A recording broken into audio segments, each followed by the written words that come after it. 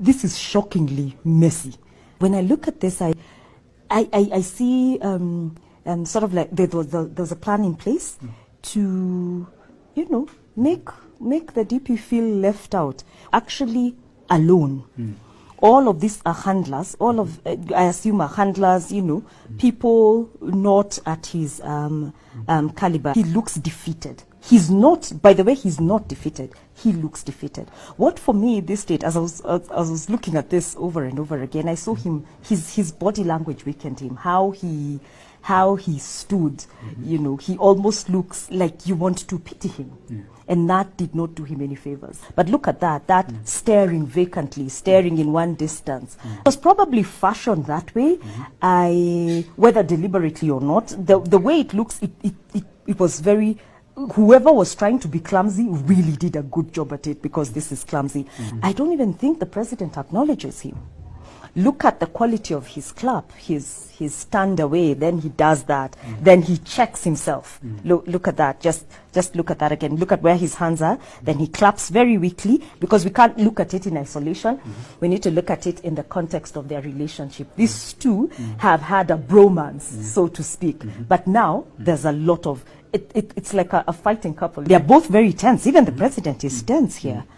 Former Prime Minister Raila Odinga seems to have moved away from them and told them, okay, your problems, you deal with it, There was also the program, how he was listed in a program. It seemed that former Prime Minister Raila Odinga spoke just before the president, or at least one person before, or at least spoke after the deputy president, and that does not happen. Protocol-wise, what I understand is that the deputy president is the last person to speak just before the president, and is the one who invites the president. Shida ambayo iko kwa serikali ya Jubilee hiyo watatatua kando yao. Sisi tuko ndani. Hiyo ni yao hiyo. Look at the selection, and let me answer that question based on the selection of whoever they chose to MC this event. They chose the loosest cannon they could find. Actually, there's the clip that's going around where the president is very amused, and President Ruto and Deputy President Ruto, is just cold, because Honorable Junet has talked about how they are not party to the problems in Jubilee, and the president just laughs. It would have been okay if they both laughed. That would have said, okay, we're together in this. But that he laughed, and Deputy President Ruto did not.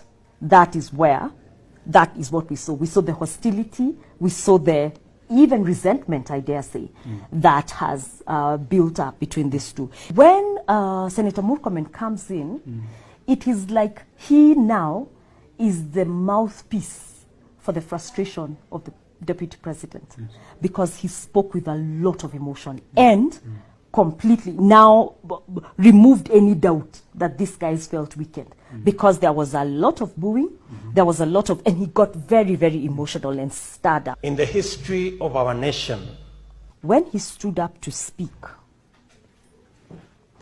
in my view, when I was looking at it and when I was listening to him, I felt that he gained some power, then went on to actually speak, and spoke with a lot of clarity, and spoke without stuttering throughout. For somebody who had gone through what he had gone through, that is a cap on his feather. That is a cap on his feather. It speaks to him as a very strong communicator.